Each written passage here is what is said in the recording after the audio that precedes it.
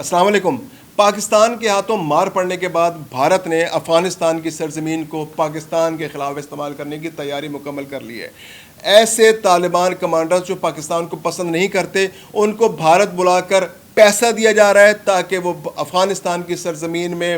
Be L A کے کیمپوں میں چلائیں اور وہاں سے بی ایل اے کے دہشت گردوں کو پاکستان کے اندر بھیج کر دہشت گردی کروائیں۔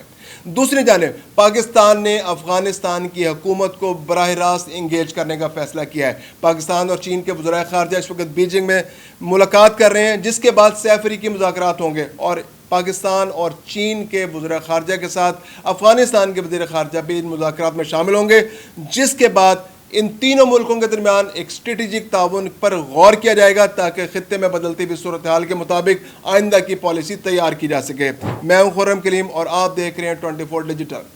پاکستان اور چین کے لیے سی پیک ایک اس وقت گیم چینجر ہے۔ پاکستان اور چین کی بہت شدید خواہش ہے کیونکہ چین بے تحاشا پیسہ اس کے اندر انویسٹ کر چکا ہے اور پاکستان کا جو فیوچر ہے اور امن و امان کی صورتحال ہے وہ اس پروجیکٹ سے جڑی ہوئی ہے۔ یہ پروجیکٹ فاٹا اور بلوچستان سے گزر کر ساحل سمندر تک جائے گا، تو پاکستان کی ٹاپ پریورٹی ہے کہ جو بی ایل اے اور فاٹا میں جو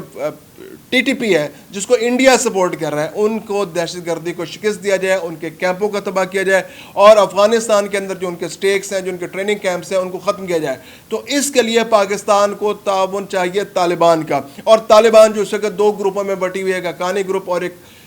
کندھاری گروپ۔ کندھاری گروپ وہ گروپ ہے جو مولوی عبد اللہ کے سربراہی میں چل رہا ہے، یعنی کہ ملا عمر کا بیٹا، یعنی ملا عمر بھی کندھار سے تعلق رکھتے تھے، اور طالبان کا وہ گروپ جو ہے ملا برادر اور ملا یعقوب اور اس کے علاوہ مولوی ہیبت اللہ، یہ وہ گروپ ہے جس کے ایک نمائندہ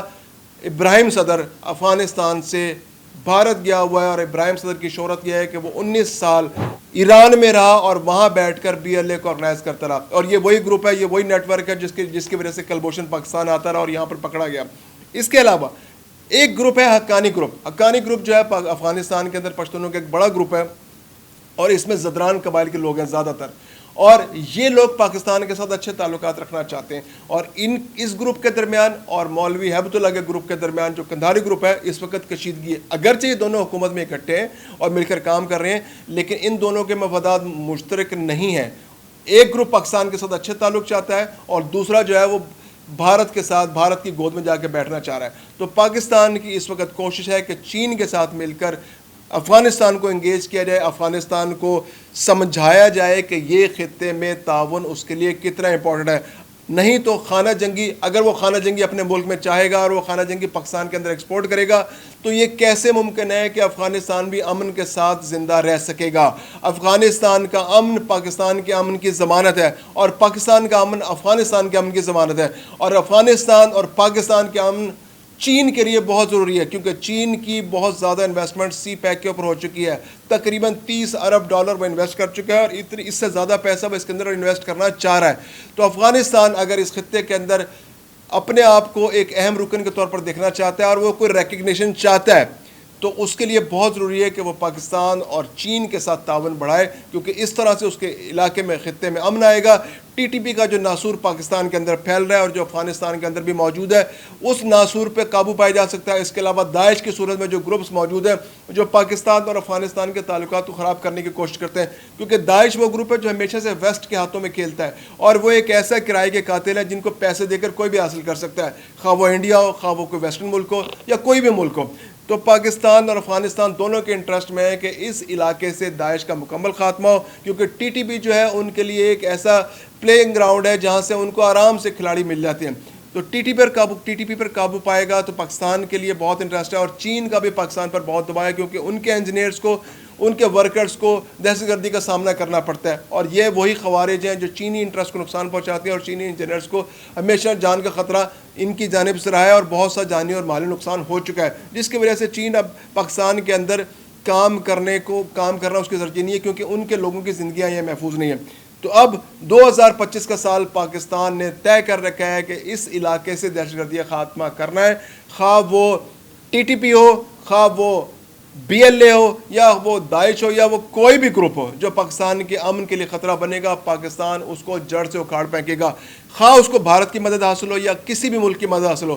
پاکستان نے بڑا کلیئر کٹ میسج دے دیا ہے، اور بھارت جو بڑا اس بات پہ ناز کر رہا تھا، بڑے اٹھلا رہا تھا اور بھگڑے ڈال رہا تھا کہ ہم بلوچستان کو پاکستان سے علیحدہ کرنے جا رہے ہیں، اور پاکستان میں ایک ہم نے دہشت گردی کی ایک بہت بڑی مہم کو کامیاب بنا دیا، ہم اس کے لیے فنڈنگ کر رہے ہیں اور ایک علیحدگی کی تحریک چل رہی ہے، تو وہ تحریک ان کے سامنے انشاءاللہ دم توڑنے جا رہی ہے، اور پاکستان کی طرف میلی آنکھ سے دیکھنے والا خود مکی کھائے گا۔ 10 مئی کا دن بھارت کے لیے ساری زندگی یادگار رہے گا، کیونکہ 10 مئی کو پاکستان نے بھارت کے خوابوں کو چکنا چور کر دیا۔ جو دنیا میں ایک بڑا بھائی بننے کا خواب دیکھ رہا تھا کہ امریکہ کے مقابلے میں وہ آ کر کھڑا ہو جائے گا اور چین تو اس کے آگے چٹکیوں میں ڈھیر ہو جائے گا، تو وہ سارے خواب چکنا چور ہو چکے ہیں۔ اب تو دنیا کا کوئی ملک اس کو منہ لگانے کو تیار نہیں ہے، اور وہ در در بھیک مانگتا پھر رہا ہے، گڑگڑاتا پھر رہا ہے، کبھی کسی پر جھوٹے الزام لگا رہا ہے، کبھی کسی پر جھوٹے الزام لگا رہا ہے۔ ایک ٹرمپ کے ایک فون کال پر لملیٹ ہونے والے بھارت اب دنیا کو یہ بتانے کی کوشش کر رہا ہے کہ ٹرمپ کے کہنے سے ہم تو خود ڈر گئے تھے، اصل میں ہم نے خود ڈر کے پاکستان سے سیز فائر کر دیا، ٹرمپ کے کہنے سے نہیں ہم ڈرے تھے۔ تو یہ ایک ایسا جھوٹ کے کوئی پاؤں نہیں ہوتے، جب آپ ایک جھوٹ بولتے ہیں تو اس کے بعد آپ کو 10 اور 10 کے بعد آپ کو 100 جھوٹ بولنے پڑتے ہیں۔ تو بھارت اس وقت اس کا میڈیا جس طرح کا رویہ ہے وہی اس کی حکومت کا رویہ ہے کہ وہ ایک جھوٹ کو چھپانے کے لیے 10 جھوٹ بول رہے ہیں، 10 جھوٹ کو چھپانے کے لیے 100 جھوٹ بول رہے ہیں۔ اپنے الیکشن کے ایک بہار کے الیکشن کو بچانے کے لیے انہوں نے خطے کے امن کو خطرے میں ڈال دیا۔ پاکستان اور افغانستان کے درمیان جو تعلقات کو خراب کرنے کا وہ خواب دیکھ رہے ہیں، یہ بھی انشاءاللہ شرمندہ تعبیر نہیں ہو سکے گا، کیونکہ پاکستان اور چین کے وزراء خارجہ اس وقت بیٹھے ہیں اور کل ان کے افغانستان کے ساتھ مذاکرات ہونے والے ہیں، جس میں یقیناً پاکستان اور اس خطے کے لیے بہت اچھی خبریں آنے والی ہیں، کیونکہ افغانستان کا امن پاکستان کے لیے بہت ضروری ہے اور پاکستان کا امن افغانستان کے لیے بہت ضروری ہے۔ دیکھتے رہیے 24 ڈیجیٹل۔